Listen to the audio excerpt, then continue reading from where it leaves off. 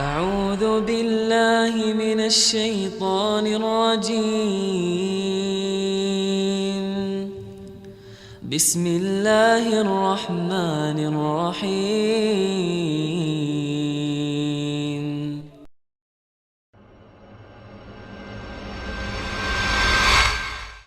Ketahuilah bahwa pernikahan itu bukan hanya menjadi raja dan ratu sehari.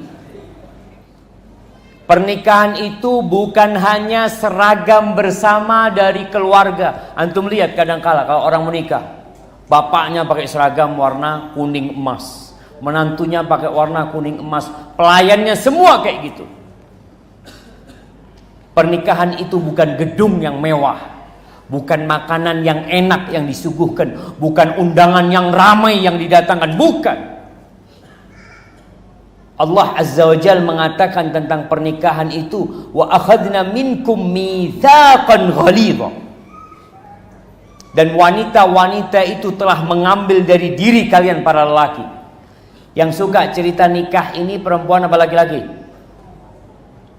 Jemaah. Yang suka ngomong walaupun sudah nikah masih ngomong nikah. Laki-laki. Walaupun sudah tua-tua ya kadangkala dilihat jenggotnya putih kayak bapak kita ini, nggak pernah ngomong tentang poligami, nggak. Ngomong terus, masih wes tuwek jemaah.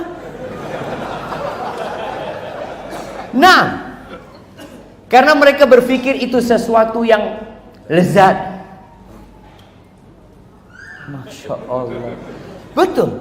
Jadi orang itu kalau nikah tua bisa hitam lagi jenggotnya. Kalau nggak percaya buktikan. Ketika Utsman bin Affan bertemu dengan Abdullah bin Mas'ud, udah tua Abdullah bin Mas'ud, dikatakan, ala nuzawwijuka, apakah engkau nggak mau kita nikahkan engkau? Udah tua. Kata Abdullah bin Mas'ud, aku mendengar Rasul sallallahu alaihi wasallam bersabda tentang hadis, ya ma'syarasy syabab, wahai kaula muda yang mampu menikah hendaklah menikah. Fa innahu aghaddu lil basar. Nikah itu membuat kita lebih bisa menjaga pandangan mata. Wa ahsan lil farj. Menikah itu bisa membuat antum menunggu istri antum di pintu surga. Antum akan menjaga kemaluan antum.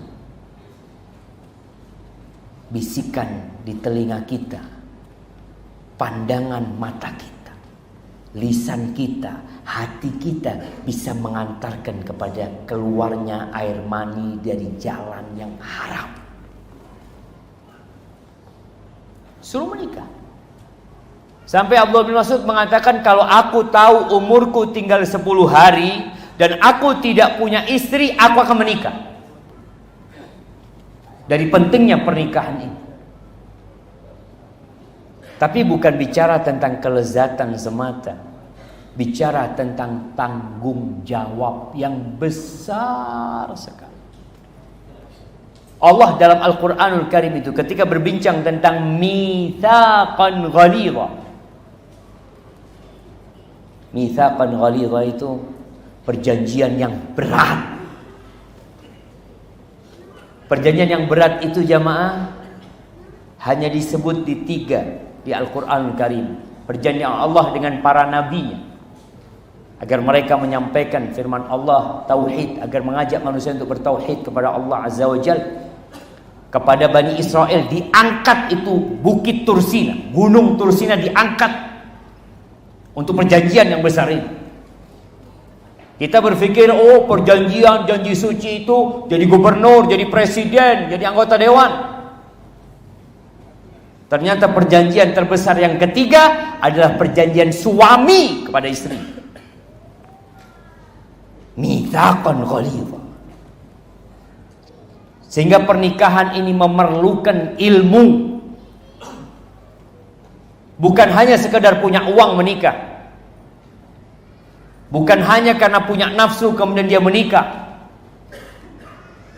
Karena kalau tidak, istri kita bukan menanti kita di pintu surga. Ini buat para wanita juga. bukan menanti di pintu surga, tapi berdiri ketika hisab dijalankan. Akan ada manusia-manusia yang bangkrut. Orang ini sholat, tiap tahun berangkat umroh di bulan Ramadan.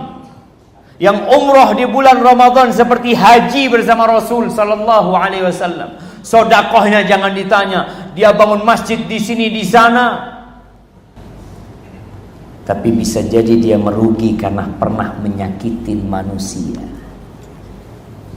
Gimana kalau yang disakiti istrinya sendiri? A'udzu billahi minasy syaithanir rajim.